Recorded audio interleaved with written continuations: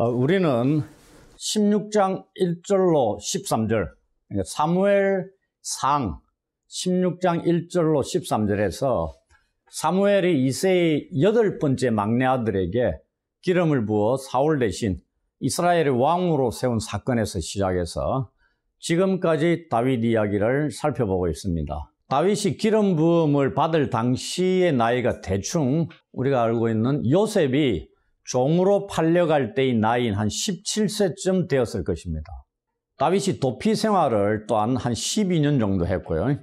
30세에 유다족 속의 왕이 되어서 헤브론에서 7년 6개월을 통치했습니다. 이것까지 계산하면은 우리가 지난 3개월 동안 다윗 이야기를 살펴본 다윗의 삶의 기간이 약 20년에 이르고 있습니다. 한 인간의 20년간의 삶을 저희들이 단 3개월 만에 살펴보았습니다. 여러분들의 지난 20년간의 삶, 그리고 사역, 일들을 한번 돌아보십시오. 어떻게 흘러왔고 그러한 삶 가운데 하나님께서 여러분들과 어떠한 모습으로 함께 하셨고 여러분들의 삶을 인도하셨는가를 한번쯤 생각해 보는 시간을 갖게 되기를 바랍니다. 우리가 다윗이 온 이스라엘의 왕이 되기까지 약 20여 년이 걸렸다 그랬죠. 그 말은 다윗을 향하신 여호와의 약속이 20여 년 만에 성취되고 있다는 걸 알려주고 있습니다. 약속 후에 17세쯤에 이스라엘의 왕으로 기름 붓고 난 뒤에 18세 때 왕으로 세웠다고 생각해 보십시오. 아무런 훈련 과정 없이 갑자기 이새 집의 막내 아들을 그 다음에 해 바로 온 이스라엘의 왕으로 세웠다고 해보십시오. 사울 왕을 갑자기 죽여버리고 그러면은 온 이스라엘 나라를 다윗이 어떻게 통치를 했을까? 그게 쉽겠느냐? 우리 지금 실제로 살펴보고 있는 22여 년간의 온갖 어려운 일들을 다 겪게 하면서 여호와께서 계획을 성취하는 거하고 어느 게 쉽겠습니까? 그 다음에 당장 세우는 게 쉽겠죠. 여러분들이 아무리 능력이 있더라도 내가 너 20년 뒤에 뭘 해주겠다 하는 거하고 내년에 당장 뭐 해줄게 하고 능력이 있는 사람 입장에서는 어느 게 쉽겠어요? 짧은 기간 안에 이루어지는 게 쉽지 20년, 30년 뒤에 약속한 걸 이루어지는 거는 그 사람이 살다가 죽을 수도 있잖아요. 그 다음에 사건, 사고가 터지가 내가 뭐 문제가 생길 수도 있습니다. 약속을 못 지킬 수가 있는 일이 생길 확률이 높죠. 기간이 길면 길수록. 우리가 성경을 볼 때 하나님의 약속이 이루어지는데 40년 뒤에, 30년 뒤에, 25년 뒤에 이루어지는 것 보면 대단한 겁니다. 하나님이시니까 이루어 가실 수 있는 겁니다. 아브라함에게 약속하신 하늘의 별과 같이 많게 해주겠다는 약속이 언제? 400년이 훌쩍 넘겨가지고 이루어지잖아요. 여러분들 약속을 400년이 지나가 이루어지는 것 누가 감히 이룰 수 있겠습니까? 어떠한 인간이 400년 뒤에 약속을 이루어줄 수 있겠어요? 불가능한 겁니다. 하나님만이 하실 수 있는 겁니다. 아브라함이 75세에 아들 약속받고 난 뒤에 100세에 첫 아들을 얻었습니다. 약속의 아들을. 25년 걸렸죠. 이삭도 40세에 리브가와 결혼하고 60세에 쌍둥이를 얻었습니다. 20년 걸렸습니다. 야곱이 형 에서의 장자권 축복을 가로채고 난 뒤에 저어머니가 외삼촌 집에 몇 날만 가 있으라 하고 갔죠. 20년 걸렸습니다. 거기에서 이스라엘 12지파가 형성되는 겁니다. 그리고 요셉이 17세에 형들에 의해서 노예로 팔립니다. 그런데 30세에 이집트의 총리로 세워집니다. 13년 걸렸어요. 모세는 자기 민족을 자신을 통해서 하나님이 이루실 것이라고 젊을 때 왕자로 있을 때 이집트 사람을 죽여버리잖아요. 그런데 발각되어 도망갑니다. 미디안 광야로. 광야에서 몇 년 보냅니까? 40년을 지냅니다. 하나님의 시간은 우리가 알 수 없습니다. 더디다고 불평불만할 이유가 전혀 없다는 얘기입니다. 하나님이 약속하신 것은 반드시 이룬다는 얘기입니다. 우리를 향해서도 약속을 주신 것이 있다면 반드시 이룹니다. 그런데 문제는 때가 언제인지 모른다는 얘기입니다. 그렇지만 그 때가 언제인지 모르는 우리의 자세가 하나님 보시기에 합당한 것이 되면 훨씬 더 좋겠죠. 모든 걸 합력하여 선을 이루어 가시지만 그 가운데 우리는 우리 나름대로의 최선을 다하면서 하나님 앞에 반응하며 살아가야 됩니다. 이것은 이제 우리가 다윗 생애를 간략하게 살펴보고 있는 거죠. 20년을 3개월에 살펴봤으니까 간략하게 보는 거지. 20년 삶을 20년 동안 살펴보려면 어떻게 되겠습니까, 우리가, 그죠? 그래서 그 말은 뭐냐면은 20년의 다윗의 삶을 살펴보는 것은 이걸 3개월 만에 살펴봤으니까 앞으로도 마찬가지죠. 큰 욕심을 갖지 말라는 얘기입니다. 그러나 다윗과 함께 하신 하나님께서 우리와도 함께 하신다는 이 사실만이 변함이 없다는 얘기입니다. 그렇다면은 이 다윗 이야기를 살펴본 우리에게도 하나님께서 각자에게 필요한 은혜들을 베풀어 주실 것을 기대할 수는 있다, 이 말입니다. 꼭 다윗에게 베푸신 그만한 은혜를 내한테 꼭 베풀어 달라. 그러지 않으면 은혜가 아니다. 이런 욕심을 갖지 말란 얘기입니다. 각자에게 주시는 것이 다르죠. 나에게 주시는 은혜 따로 있습니다. 그걸 다윗 이야기를 살펴보면서 내가 누리면은 그것으로 족할 수 있다, 이 말입니다. 그러한 은혜들을 오늘도 기대하며 다윗 이야기를 제가 진행하고자 합니다. 우리가 알고 있는 이 다윗 이야기는 다윗의 자손 예수 그리스도에게서 최종적으로 완성됩니다. 그래서 예수 그리스도 안에서 신약에 완성된 다윗 이야기를 제대로 이해하기 위해서는 우리가 계속되는 다윗 이야기 속으로 더 깊이 들어갈 필요가 있습니다. 이 다윗 이야기를 제대로 알면 알수록 신약에서 다윗의 자손 예수 그리스도께서 이루실 그 완성의 이야기를 좀 더 깊게 이해할 수 있다, 이 말입니다. 여호와께서 다윗을 온 이스라엘의 왕으로 기름 부으신 이래로 우리는 언제쯤이면 다윗이 실질적인 왕으로 세워질 것인가 궁금해하면서 오랜 시간을 지내왔습니다. 3개월이지만은 지난주에는 우리가 북쪽 이스라엘의 실질적인 권력자인 아브넬과 그에 의해서 이스라엘 왕으로 세워진 사울의 아들 이스보셋이 암살당함으로 이스라엘이 서서히 몰락해가는 과정을 보았습니다. 때가 무르익어가는 느낌을 받았을 것입니다. 드디어 오늘 그 날이 왔습니다. 다윗이 온 이스라엘의 왕으로 기름 부음을 받게 되는 겁니다. 그래서 오늘은 좀 기쁜 소식으로 다윗 이야기 12번째 이야기를 시작하도록 하겠습니다. 5장 전체의 이해를 돕고자 제가 먼저 간략하게 서론적인 설명을 드리겠습니다. 다윗이 온 이스라엘을 통치하는 것은 두 가지 요소에 의존하고 있습니다. 하나는 2절에 보시면 여호와의 선택입니다. 다른 하나는 다윗의 자질과 잠재력을 이스라엘 모든 백성들이 인정하고 있다는 것입니다. 전자는 신학적인 측면이고요, 후자는 정치적인 측면입니다. 한편 다윗은 자신의 이스라엘 전체의 통치를 강화하기 위한 중요한 요소들을 실천해 옮깁니다. 온 이스라엘의 왕으로 세워졌으니까 그 왕위가 견고히 다져져야 되는 겁니다. 그걸 위해서 다윗이 5장과 6장에 걸쳐서 세 가지 일을 합니다. 첫째가 다윗 왕국의 새로운 수도가 될 예루살렘을 정복하는 겁니다.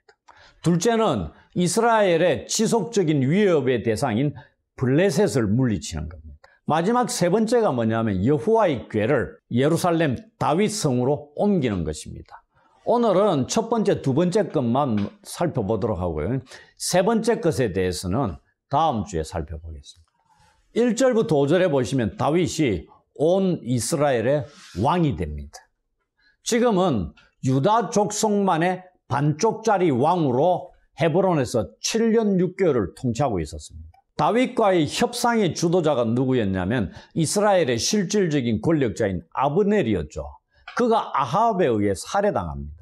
이스보셋 왕은 친아들 2명에 의해서 죽임을 당합니다. 그러자 이스라엘의 모든 지파의 장로들이 헤브론의 다윗에게 나옵니다.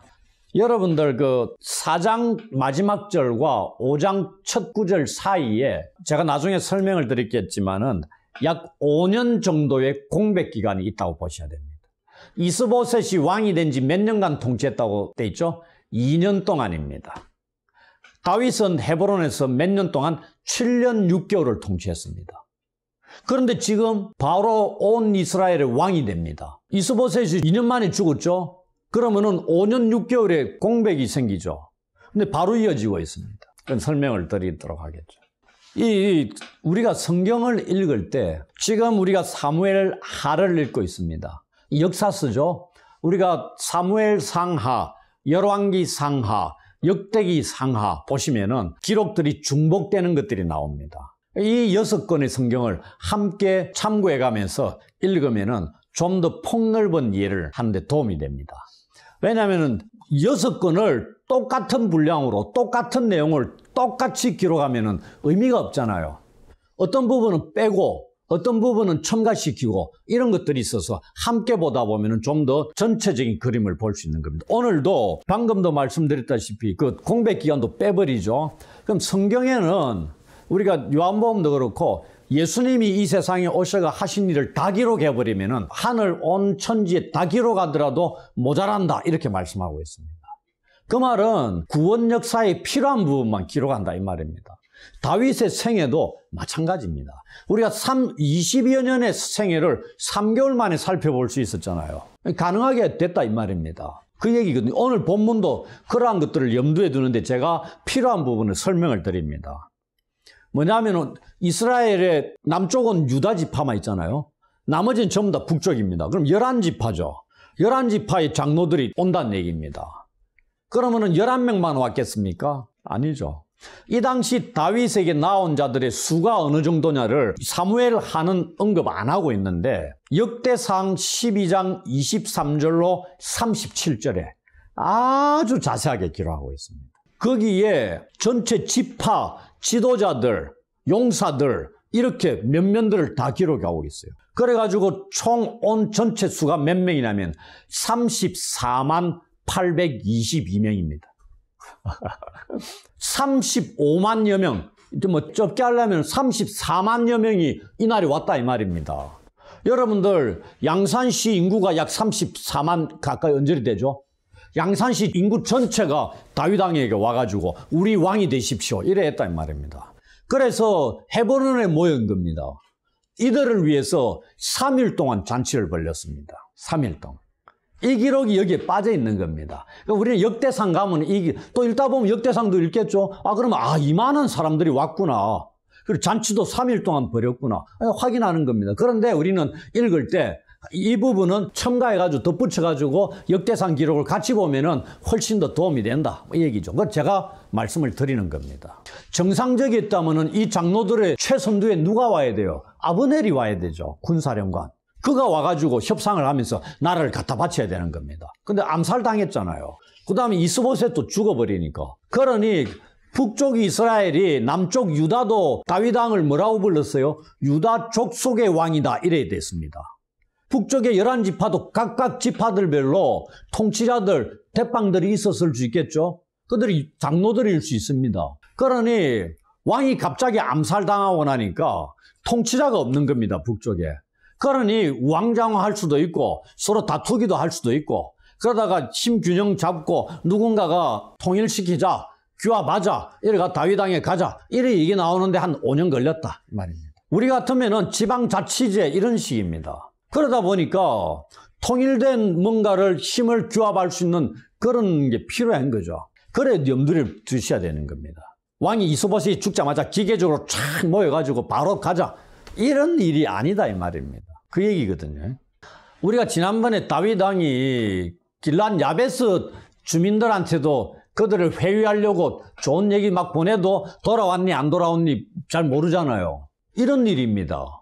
이제 사울왕이 죽었으니까 내가 사울왕 대신 너희를 책임져 주겠다. 헷세드로 이래 해도 돌아올 똥 말똥 하는데 그 얘기입니다. 그 당시 BC 1000년이니까 지금부터 3000년 더 전의 역사 얘기잖아요.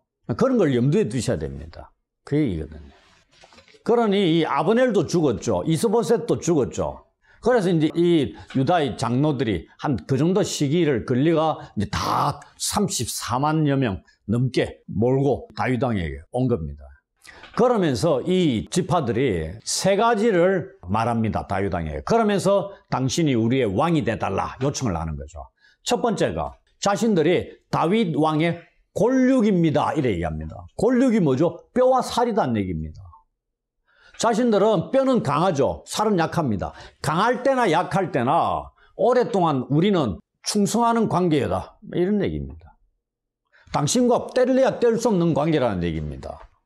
그럼 두 번째가 뭐냐면 사울왕이 왕이었을 때도 이스라엘을 전쟁터에 나가고 들어오고 이런 것들을 다 관장했던 실질적인 왕의 역할을 했던 자가 다윗 당신이었습니다. 이렇게 알립니다. 그러니 이스라엘의 참된 지도자는 사울 왕 때도 당신이었다는 것을 알려주는 겁니다. 세 번째, 여호와께서도 다윗 당신을 이스라엘의 목자가 되게 하셨고 이스라엘의 주권자가 되리라고 말씀을 하셨습니다. 이 제일 중요한 거죠. 우리가 다윗의 목자 이미지는 제일 처음 기름 부음 받을 때 사무엘 선지자로부터 다윗이 기름 부음 받을 때 사무엘이 이새의 집에 왔을 때 다윗 뭐하고 있었어요? 7 형들이 사무엘과 같이 있을 때 바깥에서 양치고 있었습니다. 목자 이미지 나왔죠. 그 다음에 17장에 우리가 잘 아는 다윗과 골리앗 전투 때도 자기가 뭐라고 얘기해요? 목자였을 때, 목동이죠. 그때는 소년이니까. 목동이었을 때 누구 짐승들, 곰과 사자가 내 새끼 양들을 물어갔을 때 입에서 구해내고 쳐서 죽여버렸다. 그런 얘기 나오잖아요. 그때도 목자 이미지를, 목동 이미지를 얘기합니다. 자기 자신을. 그러한 여호와께서 이새의 집에 양을 치는 일개 목동을 하나님 백성 전체, 이스라엘 전체의 목자로 세우셨다는 걸 이스라엘 장로들의 입에서 지금 흘러나오고 있는 겁니다. 우리는 다윗 이야기를 보면요. 다윗이 스스로 내가 내다 이렇게 내세우는 것들이 많이 잘 안 보입니다. 지금까지는. 다 블레셋 방백들의 입에서 다윗을 전쟁에 참여치 못하게 하면서 이스라엘과 붙는 걸 막아주죠. 여기에서도 이스라엘 장로들의 입에서 당신을 여호와께서 이스라엘 전체의 목자요 주권자로 세우셨다 이렇게 얘기합니다. 그러니 당신은 우리의 왕이 되어야 된다 이 말입니다. 일개 유다족 속의 왕으로 세우신 게 아니고 이스라엘 전체의 목자요 주권자로 세우셨으니까 우리가 왔다 이 말입니다. 그럼 우리를 죽이는 게 아니고 거둬들이라 뭐처럼 목자처럼 이 말입니다. 그럼 우리가 뭐야? 양이다 이 말입니다. 당신의 돌봄을 받기 위해서 왔다는 얘기죠. 그런 목자가 이렇게 온 양떼들을 다 죽여버리겠어요? 그런 걱정할 필요 없는 겁니다. 여호와의 약속을 근거로 제시하는데 우리가 하나님께 기도할 때 언약을 들이밀면서 하나님께 기도하면 하나님이 꼼짝 마라 한다고 얘기하잖아요. 우리 욕심을 따라 막 구하니까 응답이 안 되는 겁니다. 그런데 하나님이 약속해 주신 그 약속을 쫓아서 구해보십시오. 하나님 그 약속대로 안 주시는가? 그 얘기입니다.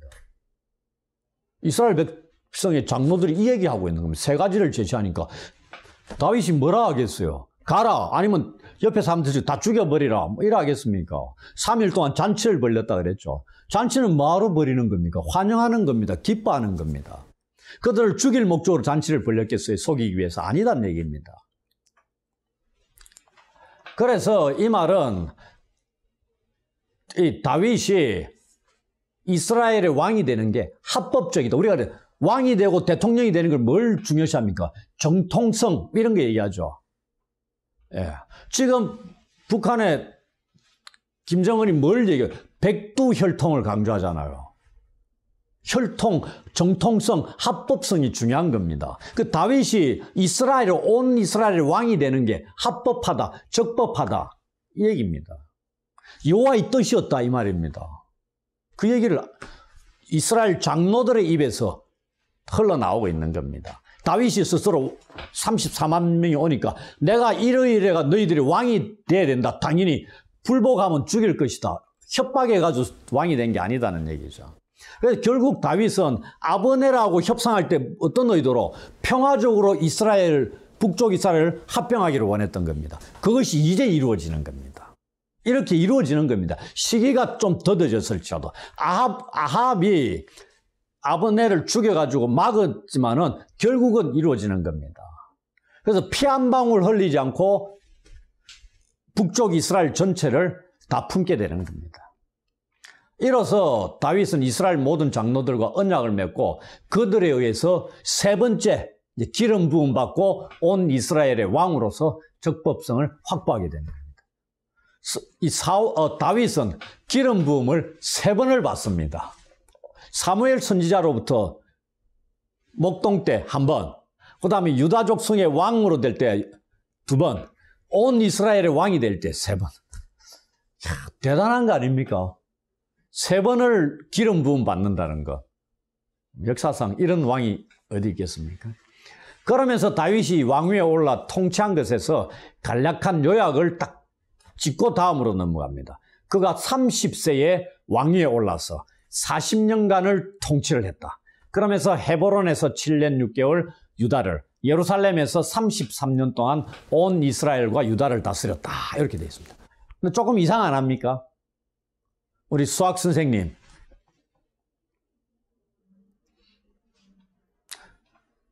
(40년간) 통치했는데 헤브론에서 7년 6개월, 예루살렘에서 33년. 그럼 더하기 하면 어찌 돼요? 40.6이죠. 근데 뭐 통치는 40년간 했다 되어 있습니다. 이 40년은 뭐냐면 그 당시에 한 세대입니다. 세대가 바뀌는 겁니다. 그 다윗이 한 세대 동안 통치를 했다고 보시면 됩니다. 그리고 30세는, 그 당시 30세는 요셉도 30세, 그 당시에는 이집트에 관직에 나갈 나이가 30세였습니다. 그러니까 28세에 감옥에서 나와봐야 안 된다 이 말입니다. 그래서 2년 동안 더 머물러 있게 하신 겁니다. 요셉은 얼마나 깝깝했겠어요. 그죠? 그 관원 한 명이 복직되고 난 뒤에 자기 이름을 알려가지고 당장 풀려나게 해줄 걸로 생각했는데 2년 동안 아무것도 소식이 없는 겁니다. 그래서 30이 딱 되니까 불려나가는 겁니다. 예수님도 뭐 30세에 뭐 일을 하셨다 그러고, 이 30세라는 게 이 이스라엘에 있어서 그 얘기입니다. 그런데 우리가 이 33년과 7년 6개월이 조금 개월 수가 좀 차이 나는 이런 것들을 볼 수 있는데, 아무튼 요 부분들이 무조건 아이고 성경이 틀렸다 뭐 이런 게 아니고요. 우리가 사무엘라 아까 말씀드렸듯이 이스보셋이 왕이 된 지 2년 만에 죽습니다. 그리고 다윗은 여전히 헤브론에서 7년 6개월을 유다 족속의 왕으로 다스린다고 되어 있습니다. 이 둘 사이에 공백 기간이 한 5년 이상 공백기가 또 생깁니다. 북쪽 이스라엘 왕이 없이 지낸 때가 5년 이상이 된다는 얘기입니다. 그래서 북쪽 이스라엘이 어느 정도 정치적으로 통일체를 이루는데 시간이 걸렸다는 것을 볼 수 있고요. 그러면서 어느 정도 정치 공동체로 형성이 되니까 다윗 왕이 이게 나온 겁니다.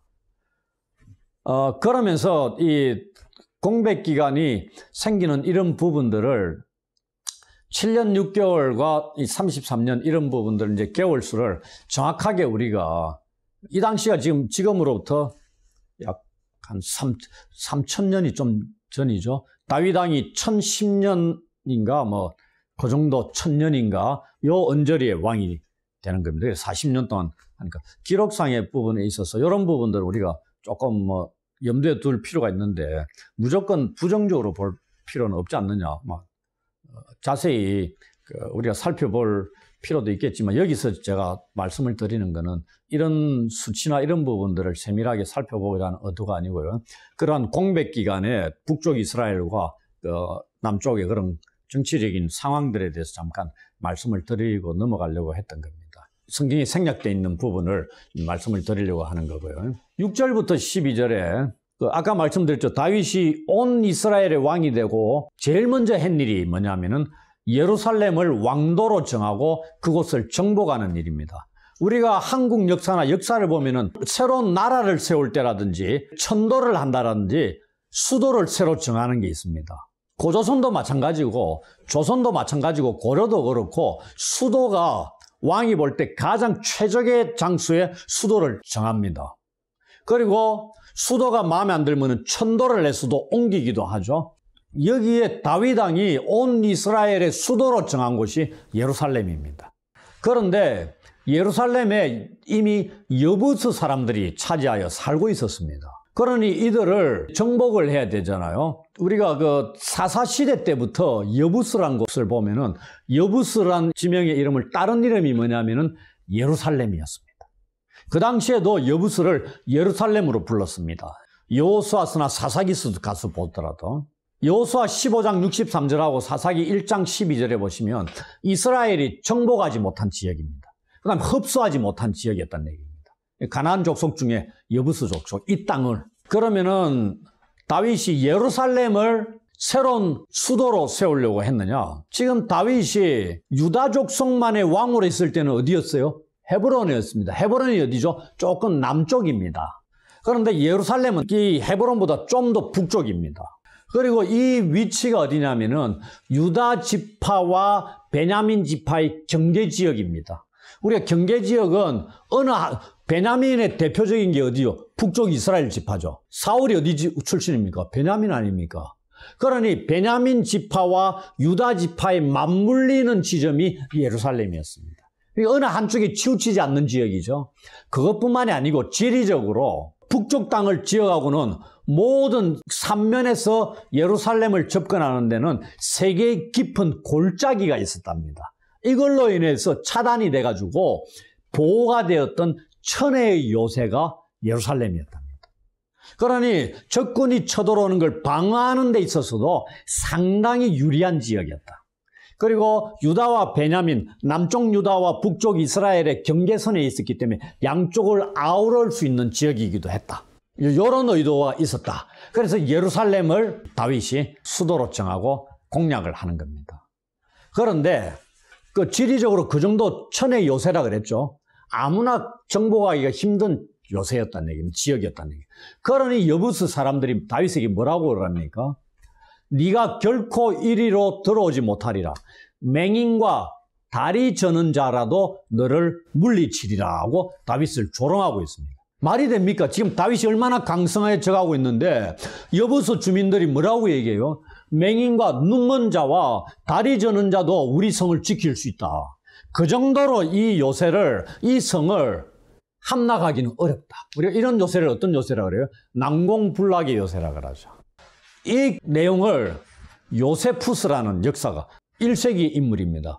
예수님 당대 그리고 제자들 시대 같이 살았던 인물입니다. 그가 여부스인의 말을 기록으로 남기고 있습니다. 이 말을 어떻게 평가하고 있는가 제가 읽어드릴게요. 혈통으로 따지자면 예루살렘 주민인 여부스 족속은 성문을 닫은 후에 다윗을 조롱하려는 심산으로 소경과 쩔뚝발이와 온갖 병신들을 성벽 위에 세워놓고 이런 병신들만 가지고도 성을 침입하는 것을 저지할 수 있다고 어스댔다.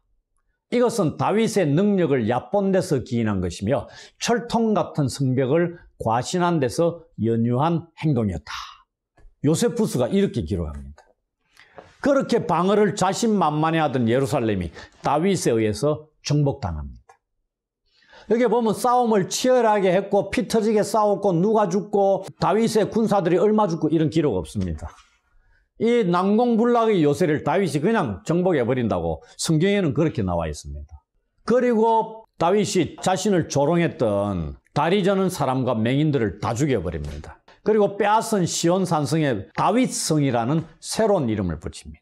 그 이후로 예루살렘은 다윗의 도시로 불려오고 있습니다. 사무엘상 21장부터 시작된 다윗의 12년간의 도피 생활과 헤브론에서의 유다 족속만의 반쪽 왕으로서의 7년 6개월의 시간이 지나고서야 다윗이 비로소 자신의 도시인 예루살렘에 온전히 정착하게 되는 겁니다. 다윗이 예루살렘을 회복한 사건의 결론으로 언급하고 있는 구절이 10절입니다. 만군의 하나님 여호와께서 함께 계시니 다윗이 점점 강성하여 가니라. 이 구절을 3장 1절하고 한번 비교해 보십시오. 사울의 집과 다윗의 집 사이에 전쟁이 오래매 다윗은 점점 강하여 가고 사울의 집은 점점 약하여 가니라.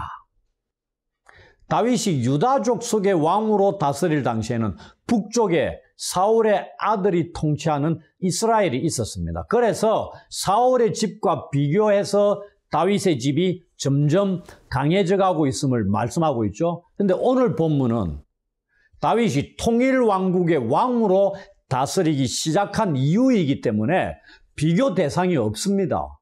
그래서 다윗이 점점 강성하여 가니라 고만 기록하고 있다는 것을 볼 수 있는 겁니다. 그것을 우리가 생각할 수 있는 겁니다. 다윗이 강성해진 결과 이제 이스라엘 나라 안에서만이 아니고 나라 밖에서도 국제적인 주목을 끌게 됐다는 것을 알 수 있습니다. 두로가 어딘 줄 알죠? 저 북쪽 해변가 끄트머리에 있는 두로 왕 히람이 다윗에게 사절들하고 백향목과 목수와 석수를 보내서 다윗을 위하여 집을 지어줍니다. 다윗을 위한 집을 우리는 뭐라고 불러요? 궁전이라 그러죠. 근데 여기에 백향목이라 되어 있죠. 백향목 나무가 어떻는가를 설명을 들어보시면 왜 백향목을 보내가 궁전을 지었는가 알 수 있습니다. 백향목은 서서히 자라나는 나무고 3000년까지 살 수 있답니다. 그리고 키가 36m까지 자라날 수 있답니다. 우리 아파트 높이 36m 됩니까? 한 층이 약 3m라 보시면은 거의 비슷한, 이 아파트 높이보다 조금 적을 수 있습니다. 굉장히 크죠? 거기에다가 무늬결이, 이 나무 결이 있죠? 굉장히 아름답답니다. 그리고 향이, 달콤한 향내가 난답니다. 그리고 중요한 거는 내구성이 탁월해서 견고하다는 얘기입니다. 그러니 고대 사회에서 이방 민족들이겠죠? 신전을 지을 때, 그리고 왕이 사는 궁전을 지을 때 선택된 최상의 목재가 백향목이었답니다. 이걸로 다 지었다 이 말입니다. 그러니 히람이 백향목을 가져와가지고 다윗 궁전을 지어주는 겁니다. 11절은 다윗 왕국의 국제적인 위상을 볼 수 있는 구절입니다. 두로는 이 많은 것들을 갖다 주고 뭘 얻었겠어요? 성경에 안 나와 있죠.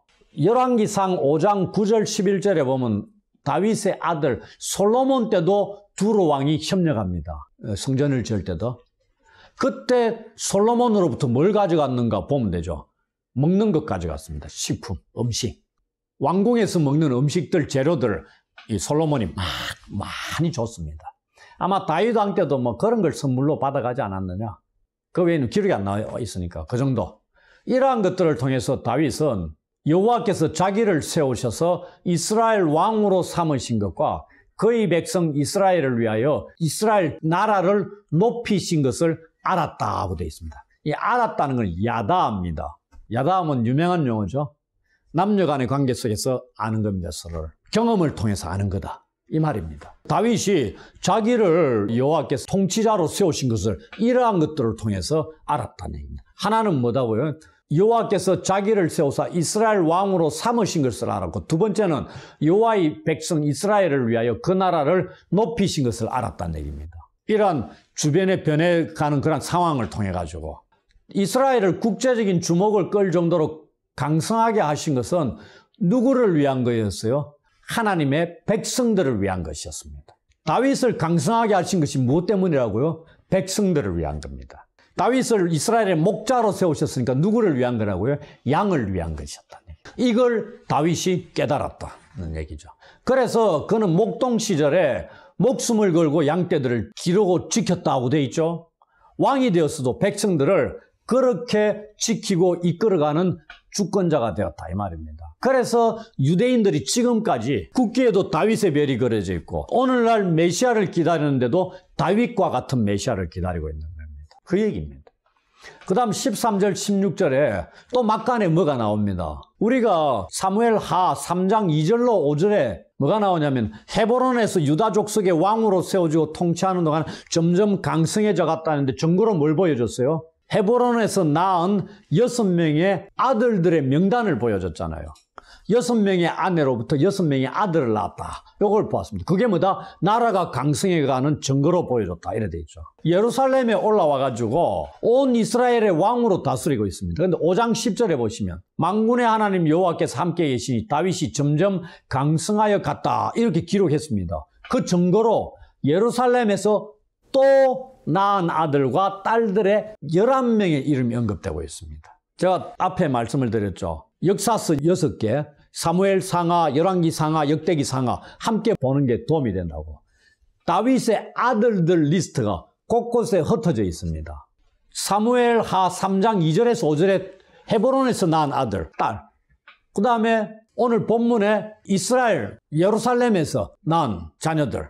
그 다음에 다른 리스트에 역대상 3장 5절로 9절과 14장 3절로 7절에 예루살렘에서 낳은 자녀들의 명단이 또 기록이 되어 있습니다. 근데 세부적인 면에서 조금 다릅니다. 근데 오늘 본문에는 다윗의 아내들의 이름이 안 나와요. 첩들을 더 두었다. 첩들을 더 두었다. 이렇게 나옵니다.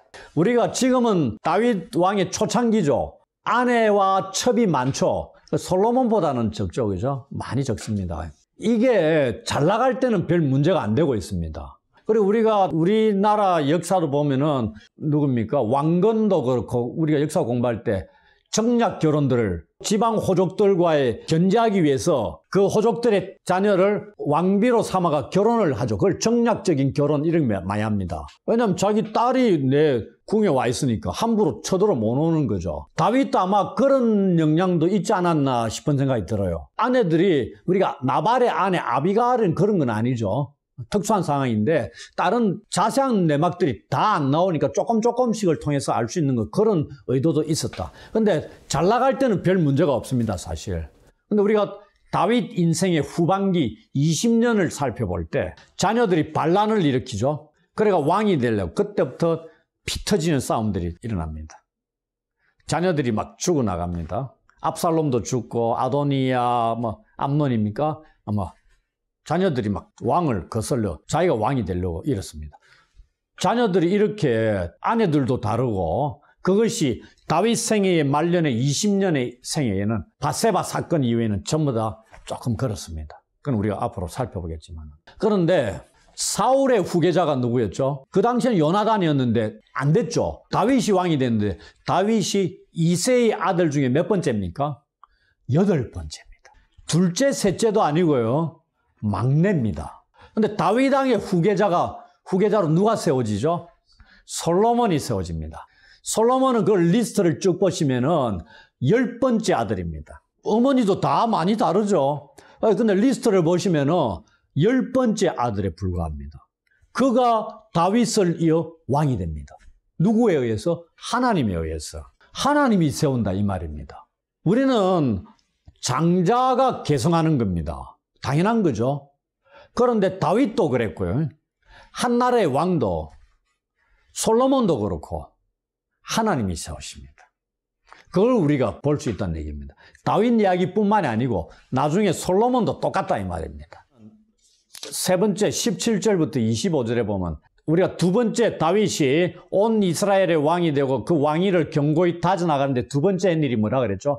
블레셋과의 전투에서 그들을 이스라엘 땅에서 몰아내는 거였다는 얘기입니다.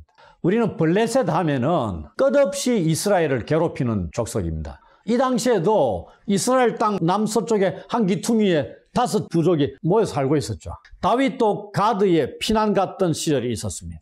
끊임없이 쳐들어오고 그랬던 족속입니다. 다 몰아내지 못했다는 얘기입니다. 다윗이 온 이스라엘 왕으로 세워지자 이 소식을 듣고 블레셋 사람들이 다윗을 찾으러 올라옵니다. 이 르바임 골짜기가 가득할 정도로 군사들을 몰고 왔습니다. 왜 왔냐? 이 당시 다윗은 블레셋 사람들이 보기에 뭐겠어요? 가드 왕의 신하입니다. 맞죠? 얼마 전까지 가드 왕의 신하입니다. 이제 너는 이제 이스라엘의 왕이 되라고 가드 왕이 블레셋 족속들이 다 그렇게 얘기했습니까? 합의 봤습니까? 아니죠. 합의 안 받습니다. 하나님께 이쪽 올라갈까 하니까 올라가래가 헤브론에서 왕이 또 된 겁니다. 그러다가 7년 6개월 지나다가 이스라엘에 온 왕이 된 겁니다. 그걸 블레셋 허락받고 합니까? 아니죠. 그럼 뭐하러 허락받아요? 그런데 블레셋 입장에서 보면 뭐요? 가드 왕 아기스 입장에서 보면 내 신하 아닙니까? 그런데 저 이스라엘 땅에 가가 예루살렘에 가디만은 왕이 떡 돼버렸어요. 그럼 내 입장이 뭐요? 반역 아닙니까? 내 신하가 딴 데 가가 나라를 세우는데 내가 잘했다 하고 그러는 자가 어디 있습니까? 그러니 쳐들어온 겁니다. 이제 다윗은 가드의 신하가 아니고 이스라엘의 왕입니다. 그래서 블레셋이 공격해 오면은 이스라엘을 지켜야 될 책임이 있는 왕입니다. 그가 블레셋의 침략에 어떻게 대응하고 있는가를 보십시오. 다윗이 제일 먼저 한 일이 뭡니까? 여호와께 묻는 것이었습니다. 내가 블레셋 사람에게로 올라가리이까? 여호와께서 그들을 내 손에 넘기시겠나이까? 기가 막히죠.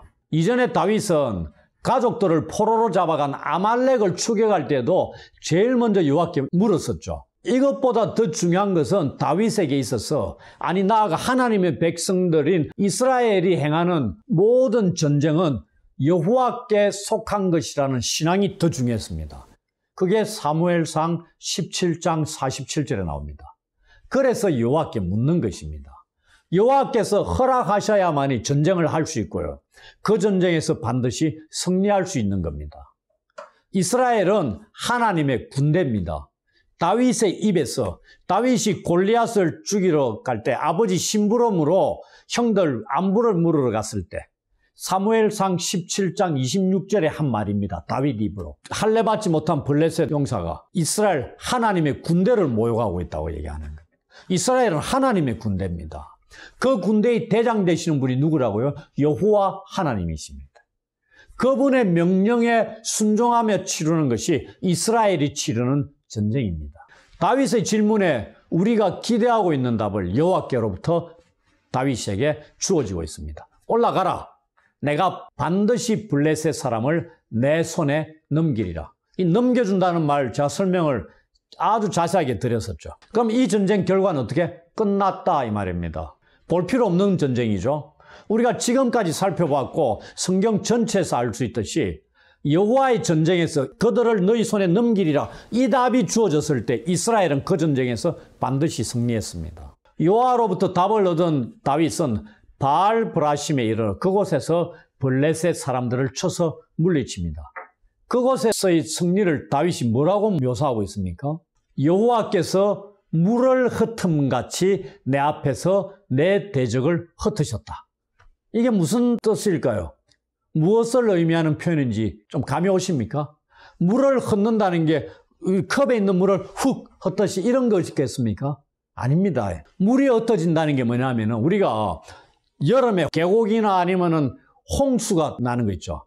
그래가지고 위로부터 흘러내려와가지고 온갖 것들을 다 휩쓸고 가는 그런 맹렬한 홍수, 그겁니다. 이런 걸 의미하는 표현입니다. 그러니 여호와께서 블레셋 사람들을 그렇게 흩어버렸다. 다윗이 막 썰고 가버렸다 이 말입니다. 다윗은 그 전쟁에 직접 참가했죠. 뒤에서 팔짱 쥐고 궁에 있었습니까? 아닙니다. 직접 참가했습니다. 목격자입니다. 그리고 블레셋 사람들은 그렇게 흩어지니까 자기들의 우상까지 다 버리고 도망갔다 되어 있습니다. 전쟁에 우상들을 데리고 나가는 게 있습니다. 이 당시 전쟁은 뭐다? 신과 신들의 전쟁이라 얘기했죠. 그러니까 우리가 그 지난번에 사무엘상 4장입니까? 하나님의 법궤를 빼앗겼다 얘기하잖아요. 전쟁의 진중에 법궤를 가져와가지고 묻습니다. 하나님 어찌 되는? 그 하나님의 법궤가 오니까 이 전쟁 이겼다 이렇게 생각하는데 전쟁에서 지고 법궤까지 빼앗기잖아요. 이스라엘 백성은 하나님의 법궤고 이방인들은 뭘 하겠어요? 자기들이 신상을 가져오는 거죠. 우상들을. 그래가지고 전쟁에 이기면은 다시 전리품들 중에 상대방 적군의 것을 빼앗은 것을 자기 신당에 갖다 바치고 뭐 이러는 겁니다. 그걸 다 버리고 도망갔으니까 얼마나 그들이 겁나게 쫓겨갔느냐 알 수 있겠죠. 그래서 그곳 지역 이름을 뭐라고 해요? 바알 브라심이다. 내리 쏟는 물의 주인이란 뜻입니다. 이 이름에서 우리가 알 수 있는 건 다윗이 블레셋과의 1차 전쟁이 얼마나 통쾌한 승리였는가를 강조하고 있는 것입니다. 이것으로 블레셋과의 다윗의 1차 전쟁이 끝났습니다. 얼마 지났는지는 모르지만 블레셋 사람들이 다시 이스라엘을 공격하기 위해 똑같이 르바임 골짜기에 모였습니다. 다윗은 이번에도 똑같이 여호와께 묻습니다. 그런데 생각해 보십시오. 바로 직전에 겁나게 완전히 통쾌한 승리를 했어요. 근데 또 왔어. 그럼 저가 우리가 얼마 전에 대패시킨 동일한 상대잖아요.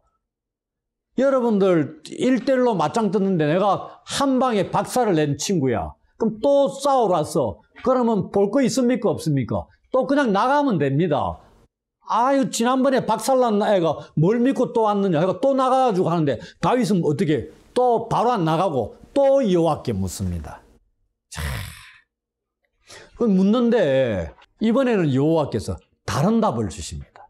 그냥 올라가라. 이래 답을 주실 줄 알았죠. 근데 그게 아닙니다.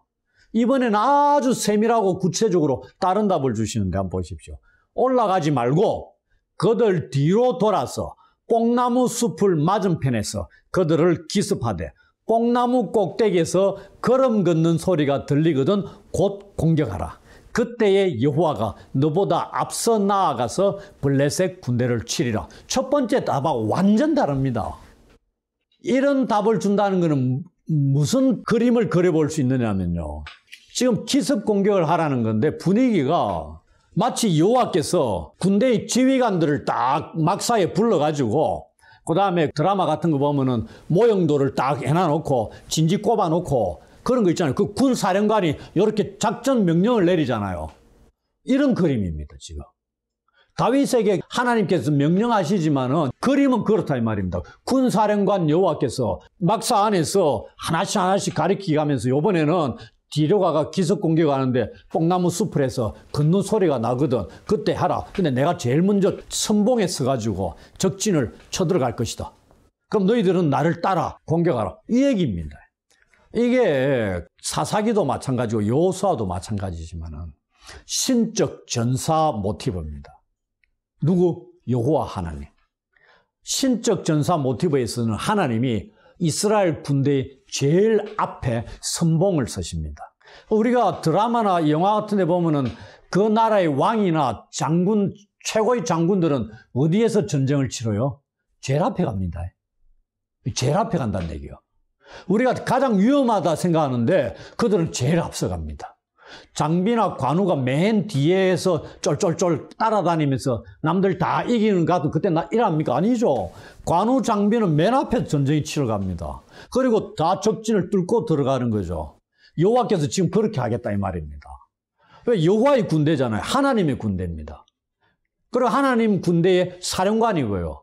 전사고 그분이 작전을 내리고 제일 먼저 적진을 안에 공격을 하실 것이다. 그렇게 보여줍니다. 그러니 이렇게 하니까 또 2차 전쟁도 어떻게 돼요? 이렇게 여호와께서 최선봉에서가 여호와가 어떤 분입니까? 만군의 하나님입니다. 이분이 최선봉에서 적진에 뚫고 들어가는데 그걸 누가 막을 수 있겠느냐 이 말입니다. 그래서 결과가 어떻게 됐어요? 이에 다윗이 여호와의 명령대로 행하여 블레셋 사람을 쳐서 게바에서 게셀까지 이르렀다. 이 지역이 중요합니다. 지도가 중요하다는 얘기입니다. 게바는 기브온이라는 우리 잘 알죠? 기브온. 이 근처에서 게셀이 어디냐면요. 이 이스라엘 남쪽인 유다와 블레셋의 경계 지역입니다. 요거 딱 들어가면 가드입니다. 그리고 여기 보면 아얄론 골짜기도 지나가고 우리 아얄론 골짜기에 해가 머물렀던 곳이 있죠. 그 여호수아가 전쟁을 치는데 그걸 통과하면은 이 게셀입니다. 그 말은 뭐죠? 다윗이 블레셋 사람들을 이스라엘 땅에서 자기 지역 경계선까지 몰아냈다. 산지에서 그 산지들이 많잖아요. 산지에서 완전히 블레셋 군대를 몰아냈다는 것을 얘기하는 거예요. 어디까지? 블레셋 지형까지. 그래서 다윗이 온 이스라엘의 왕으로 세워진 직후에 벌어진 이 블레셋과의 두 번에 걸친 전쟁은 하나님의 작정 명령에 의해서 하나님의 방법으로 진행된 하나님의 전쟁이었습니다. 이것을 한마디로 표현한 것이 만군의 하나님 여호와께서 함께 계시니 다윗이 점점 강성하여 가니라 이 말입니다. 더 이상 무슨 말이 필요하겠습니까? 그래서 우리가 앞으로 다윗 이야기에서 좀 더 전쟁 기사를 살펴보겠지만 다윗은 전쟁에 나가서 항상 이겼습니다. 왜? 그에게는 만군의 하나님 여호와께서 함께 계시기 때문입니다. 다윗에게만 함께 하겠습니까? 이스라엘 군대에게도 함께 하십니다. 그러니 사울 군대가 블레셋 군대에게 법궤도 빼앗기고 골리앗 한 명에게 벌벌 떨었죠. 40일 동안. 나중에 한번 보십시오. 다윗의 군대들이 블레셋 군대하고 다윗과 관계없이 전쟁을 치를 때도 어떻게 됐는가? 다윗의 용사들이 블레셋의 거인들을 완전 개박살냅니다. 사울의 군대와 다윗의 군대가 그렇게 다르다. 왜? 만군의 여호와 하나님께서 함께 하셨기 때문입니다. 그 얘기입니다. 그들이 용맹스러웠지만 다윗 통치하에 이스라엘 군대를 하나님께서 그렇게 강하게 하셨다 이 말입니다. 다윗 한 명만 강해가 되겠습니까? 다윗이 100만 명 다 혼자 치고 다 죽일 수 있겠습니까? 그건 아니죠. 그건 아닙니다. 아무리 하나님이 해도 다윗 니 혼자만 싸워가지고 군사들 다 집에 가서 시기하고 1대 10만, 1대 100만으로 싸워라. 뭐 이래 하겠습니까? 아니단 얘기입니다. 하나님이 군대라 그랬잖아요. 이스라엘을. 그 이스라엘이 치러 나가는 전쟁에서는 하나님이 이기게 하신다 이 말입니다. 다윗이 왕으로 이스라엘을 통치해 강화해 가는 데 있어서 이것으로 두 가지 했죠. 수도를 예루살렘으로 정해가지고 예루살렘을 정복하는 것. 그 다음에 블레셋을 두 차례에 걸쳐서 저그 땅으로 그냥 쫓아버린 것. 이게 그냥 이루어진 게 아니고요. 이 두 가지를 하나님에 의해서 성취케 하심으로 다윗을 온 이스라엘 왕으로 세워진 것을 강화시켜 가셨다. 하나님께서. 그게 아까 강성하여 가니라 그 얘기입니다. 그 다음에 또 한 가지 중요한 게 뭐죠? 여호와의 궤를 다윗성으로 모셔오는 겁니다. 최종적으로 딱 완성되는 게. 근데 그거는 우리가 다음 주에 살펴보도록 하겠습니다. 이 본문을 통해서 알 수 있는 거는 역사상 가장 강대한 다윗 왕국이 형성된 이유는 그를 이스라엘의 왕으로 세우신 만군의 하나님 여호와께서 함께 하셨기 때문이라는 것입니다. 10대 중반에 목동 다윗을 기름 부으셔서 20여 년간 다듬으신 여호와께서 그를 온 이스라엘의 왕으로 세우신 이후에는 그와 함께 하셔서 그를 강하게 해가셨다는 것을 알 수 있습니다. 다윗 또한 철저히 자신을 세우신 하나님을 의지했으며 늘 하나님의 뜻을 묻는 자로 그리고 이스라엘의 목자로서 나라와 백성들을 통치해 갔습니다. 우리는 지금 어떠한 모습으로 살아가고 있습니까? 연단의 과정을 거치고 있습니까? 하나님께서 함께 하심으로 힘있게 쓰임받고 있습니까? 이러한 과정에서 우리가 어떻게 해야 하는가에 대해서 다윗 이야기를 통해서 지혜를 배웠으면 합니다. 우리가 다윗 이야기를 하나씩 살펴보는 것도 오늘 우리가 하나님 앞에서 그리스도인다운 삶을 실천하는 일에 있어서 도움을 얻고자 하는 것에 있습니다. 그리스도인의 삶이라는 것은 먼저 하나님께서 우리를 위해서 지금 어떤 일을 하고 계신지 살피고 거기에 반응하는 삶입니다. 그리스도인의 삶은 하나님께서 지금 어떻게 자신의 사랑과 은혜를 우리에게 나타내고 계신지를 살피고 그에 대해 감사와 순종으로 사는 삶이라는 것을 기억하십시오. 우리가 다윗 이야기를 진지하게 대함으로써 우리 자신의 이야기를 솔직하고 진지하게 대할 수 있게 될 것이며 우리 삶의 이야기에 어떻게 하나님의 손길과 영향과 은혜가 담겨 있는지를 깨닫게 될 것입니다. 다윗이 시간 속에서 하나님과의 관계에서 성장해 갔듯이 우리 또한 신앙이 자라가기를 주의 이름으로 축원합니다.